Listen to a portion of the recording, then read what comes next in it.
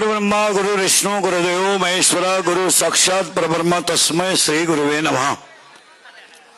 आजच्या या मंगलमय प्रसंगी जमलेले अपतिष्ठ मित्र परिवार, पाहुणे मंडळी, महाराष्ट्रातील नामांकित गायक गुणीजन मंडळी,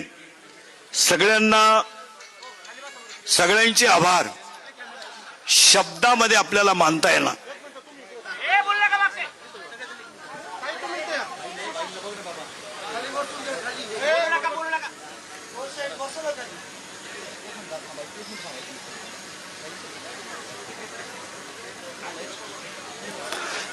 संपलं का तुमचं?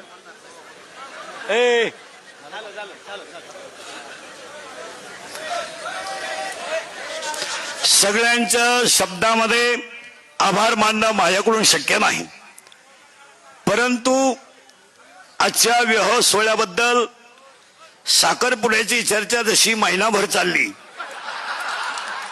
तशी ही चर्चा 1 वर्षभर आरामशीर चालेल।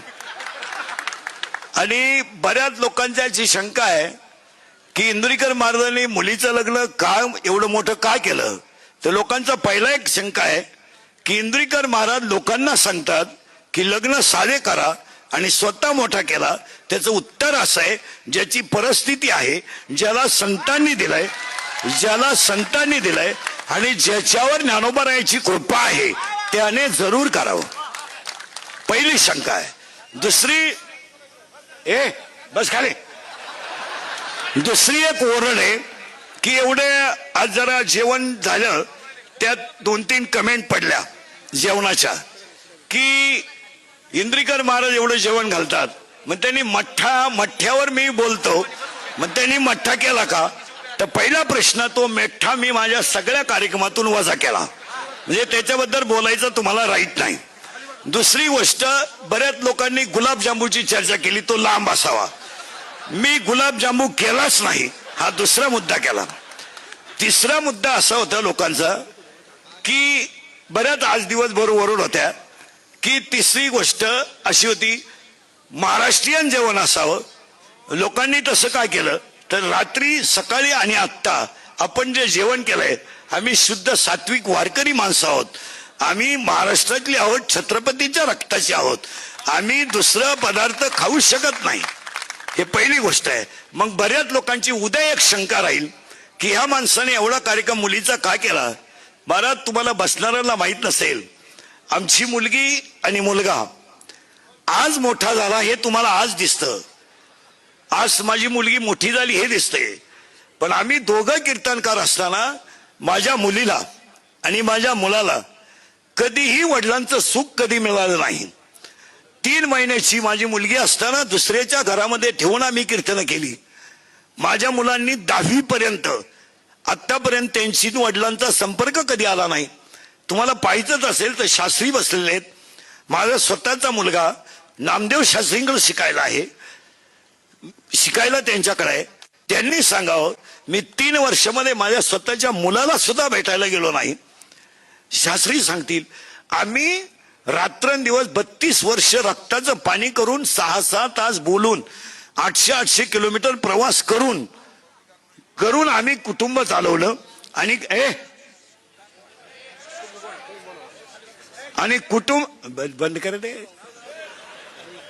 करणं बंद, कुटुंब चालवत असताना आम्ही नुसतं कुटुंबच नाही चालवलं, तर समाजाच्या देणेदारीतून आम्ही कोणत्या क्षेत्रात कमी पडलो नाही। बसलेल्या कोणत्याही माणसाने सांगावं की आम्ही कोणतंही क्षेत्र असो, मंदिर बांधायचं आम्ही पुढेच आहोत, सप्ताह करायचा आम्ही पुढेच आहोत, विद्यालय चालवायचं आम्ही पुढेच आहोत। अनेक लोकांनी विद्यालय चालवले असतील, पण आतापर्यंत 1 रुपया न घेता 13 शिक्षकांना नोकरी देणारा एखादी संस्था मला महाराष्ट्रात दाखवा, ती माझ्याकडे आहे। की ज्यांच्या माझ्याकडे 15 लोक काम करतात, 1 रुपया न घेता मी विद्यालय घेतलं आणि आतापर्यंत विद्यालयाला 5वी ते 10वी पर्यंत चाचणीची फी सुद्धा नाही असं विद्यालय मी चालवतो। परंतु मला ट्रोल करताना ही गोष्ट काय केली जाते त्याचं उत्तर प्रत्येकाने जीवनामध्ये सापडलं पाहिजे। आता या गोष्टी आता उद्या प्रश्न उभा राहील, एवढा खर्च यांनी उपलब्ध केला कसा? हे पैसे यांनी आणले कुठून? मग काही एक वर्ग असा म्हणेल जनतेतेच गोळा केले आणि जनतेला दिले. दुसरा वर्ग असा म्हणेल त्यांनी जनता लुटली. तिसरा वर्ग असा म्हणेल त्याला सगळ्यांचं समर्पक उत्तर आहे, माझ्यावर प्रेम करणारी जेवढी भक्त मंडळी आहे त्या भक्त मंडळीने 90% लग्नाचा खर्च स्वतः केलेला आहे.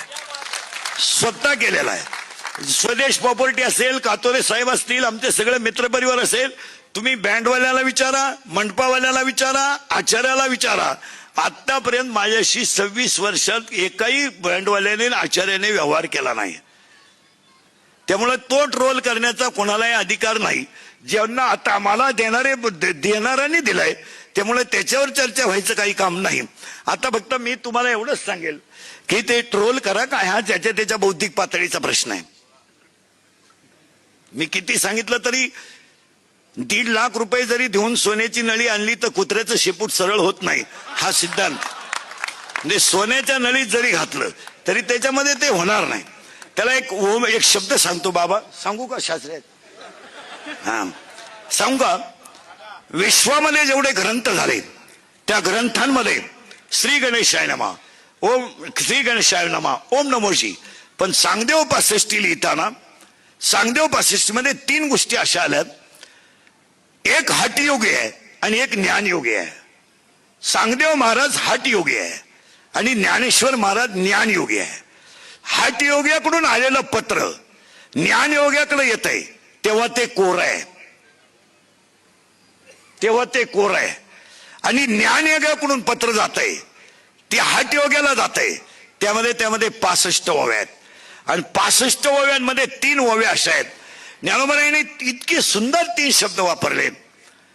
अलंकार तुम्ही कोणताही करा, अलंकार तुम्ही कोणताही करा आणि त्याला कोणताही आकार द्या, पण अलंकार सोनं सोन्याचं सोने पण सोडत नाही.